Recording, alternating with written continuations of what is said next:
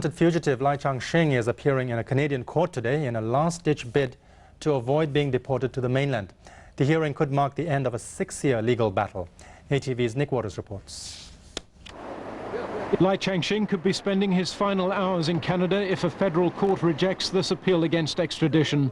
He's hoping to persuade the court that he will face execution if he's forced to return to the mainland, where he's accused of running a $10 billion smuggling ring before fleeing to Canada from Hong Kong in 1999.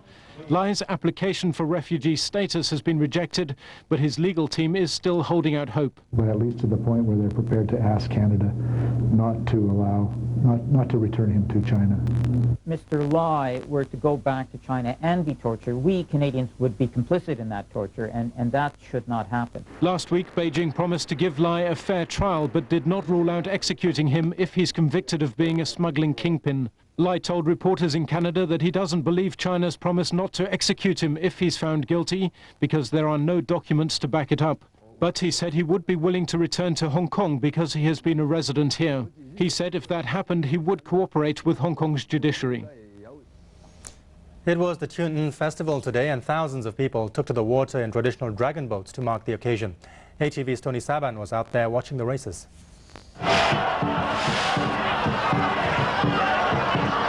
This morning's downpour didn't stop tens of thousands of people from heading to the beaches and waterfronts to celebrate the Chun Ng Festival, better known as Dragon Boat Day. Chief Executive Donald Tsang attended the Chun Moon races and handed out prizes to the most successful crews. But it wasn't just about winning. Most teams were there just for the fun of it. For some, the competition was too much, and one woman had to be taken to hospital suffering from exhaustion. Perhaps the most colourful event was held in Stanley. Teams dressed in eye-catching costumes which added to the carnival atmosphere. This team was inspired by the hit movie Pirates of the Caribbean. Others wanted to use the day for a good cause, like these women who were paddling to raise awareness for breast cancer. We wanted to send a message out to the Hong Kong community that even though you had a diagnosis of breast cancer, you could lead a very full and positive life. The weather may be lousy, but that hasn't stopped tens of thousands of people taking part in the Chun Ng Festival today. And judging from today's turnout here in Stanley, the sport of dragon boating is alive and well in Hong Kong.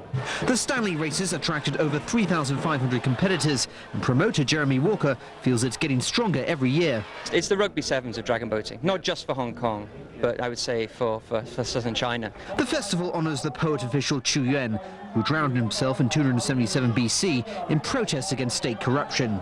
I think he'd be quite proud of himself. He'd probably be writing poetry as we speak, as he was a poet. In honour of all the competitors. In honour of all the competitors. Hopefully he'd write a nice poem about us doing well here today to wish us luck. According to ancient legend, people were so upset at Chu's death that they threw rice dumplings into the water for him to eat and splashed their paddles to stop the fish from eating his body. Tony Sabine, ATV News. You may have noticed that we've been having one public holiday after another in recent weeks. Hong Kong does have a lot of public holidays compared to some other places, but we're nowhere near the top. ATV's Anne-Marie Sim has more. It was a damp, grey day, but what the heck, it's a public holiday. Some spent it watching the dragon boat races. Others went to the newly opened wetland park. And there's, of course, always the beach. Another public holiday, and everyone is out making the most of it. But doesn't it seem as if we just had a public holiday recently? Well, I decided to find out if we had too many public holidays in Hong Kong or too few. And I let you decide. I think we could always use more public holidays. I kind of don't like that it's in the middle of the week. I wish they would move it to either Monday or Friday. It's definitely more than what we have in Canada, I think. I think it's a good blend of Eastern and Western holidays, so I think it's great. It's quite suitable for us to have a day for maybe just play or shopping. Hong Kong's quite generous with public holidays, 4 in January. Another 4 in April for Qingming and Easter. 3 this month, 1 coming up in July, another 3 in October, and then, of course, all those Christmas holidays in December. That's a grand total of 17 days off. The mainland has only 10, but then they enjoy a 5-day work week. And our neighbour Macau has something to boast about too. But our former colonial master Britain has only 9. That's 3 less than America, another one of its former colonies. Indonesians have one of the worst deals, just 5 holidays this year. Then there are the Swiss, 32 days off a year. And the Spanish, that's right, 40 public holidays. 3 people were injured when a container truck plowed into a group of pedestrians in Wong Tai Sin this evening.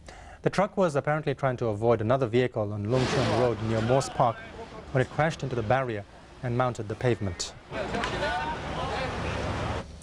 Hong Kong's economy is booming these days, but foreign domestic helpers are not getting to share much of the wealth.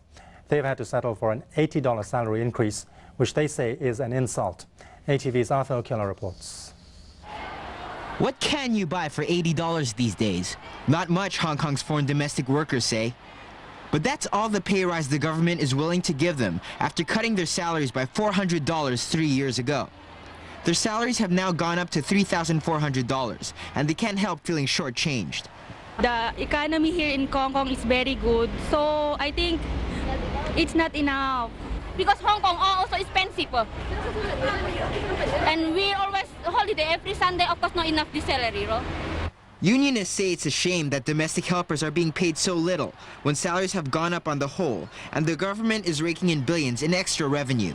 Domestic helpers should be able to share in the prosperity of the Hong Kong society, and they have given up their home to come to Hong Kong. They release our more professional women out into work. So I think they deserve more. The economy is booming, salaries are up, and the government is bursting with money. But $80 more a month is all that officials feel foreign domestic helpers deserve. The maids say it is an insult that once again proves they are seen as inferior. But Joseph Law, vice chairman of the Employers of Foreign Domestic Helpers Association, feels $80 is actually too much because many employers themselves haven't seen a salary increase for years. There are still many workers in several sectors of Hong Kong still haven't received their salary raise. So I feel that this is a bit premature, and the decision is not totally, it's not unjustified. It's unjustified, I mean. Justified or not, both employers and domestic helpers will now have to settle for that $80 increase. Arthur Killa, ATV News. The rate at which HIV/AIDS is spreading. 喺發現一啲人做出缺德公德行為嘅時候，超過一半嘅受訪者都話唔會採取任何嘅行動。有社工就提議可以用婉轉同埋有禮貌嘅方法，叫其他人注意公德。多份報章評論到香港人公德心嘅問題。商報話一個缺乏公德心、唔文明、隨處可見嘅城市，就算經濟再發達，都稱唔上係世界級嘅都會，得唔到人哋尊重。政府喺維護社會公德、形成良好風氣方面亦都責無旁貸，要投入資源，同有關社會團體以及學校一齊加強公民教育，強化宣傳，提高文明風氣，提高市民文明行為嘅自覺性。仲要加強法治，嚴厲執法，絕不姑息損害公德嘅行為。而新報就話良好，從來都冇諗過盧廣為佢拍嘅呢一輯照片，竟然可以幫佢完成夢想。好多人睇咗呢位小老師嘅辛酸故事，都俾照片中嘅影像所打動。大家亦都開始關注呢班愛滋孤兒嘅命運。照片發表後冇耐，周金勇喺社會人士嘅資助下重返校園，而盧廣本人亦成為接收各地捐款嘅中轉站。為咗令更多愛滋孤兒受惠，盧廣提出咗1對1嘅資助計劃，希望每位熱心人士每年向一名孤兒捐出800到1000蚊，就可以俾佢哋做基本生活費。不過好可惜，呢個計劃始終成效唔大。媽媽或者你給他幾個錢，孩子能生存。如果也沒媽媽也沒爸爸，請你千萬不要給他錢，因為你給他錢，你看我這給他那麼多，實際上孩子花不到。他所謂的監護人，實際是拿着孩子當搖錢樹，他的叔叔、他的伯伯、他的什麼，這是最着急的。有一個孩子，其中1年我得給他2個孩子，給他1100塊錢，要按照農村說可以生活啊，對吧？孩子餓着到處跑。香港嘅社會保障設施可以話比上不足，比下有餘，所以並冇愛滋孤兒呢個問題。有咗呢個雞尾酒療法之後咧，其實基本上嗰個病人嘅預後好好，即係佢哋都即係死亡係。